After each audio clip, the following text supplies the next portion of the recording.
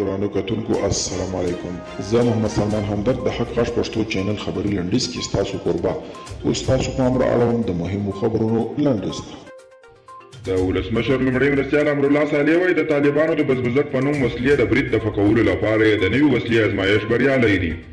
صالح وایي د نوي وسله د ویډیو کنفرانس له لارې د ملي امنیت شورا دفتر لخوا سرتیرو ته توزیع کیږي. د کندهار پولیسو قومندان د تادین خان وایي افغان هوایي پوځ ارغنداب او ژړۍ ولسوالۍ کې هوایي بریدونه کړي چې پکې یې 15 طالبان وژلي. طالبانو تر دې دمه پر دې اړه څه نه دي ویلي.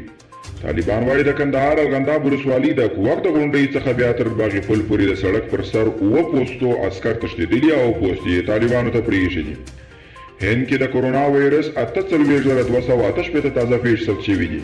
د هندي چارواکو په خبر د تازه پیښو په ثبتولو سره د ټولو مثبتو پیښو شمېر 8.1 میلیون ته رسېدلی دی. او د افغانستان د دفاع وزارت ویلي چې د هلمند ولایت په ناوې ولسوالۍ کې د طالبانو د نظامي کمیسیون مرستیال ملا امان الله له خپلو 8 کسانو سره په یو هوایي برید کې وژلي او له هغه څخه یو موټر او یو اندازه وسلې هم ترلاسه کړي دي. د خبرې په تایید د طالبانو تر اوسه په دې دمه هېڅ غبرګون نه دی ښودلی.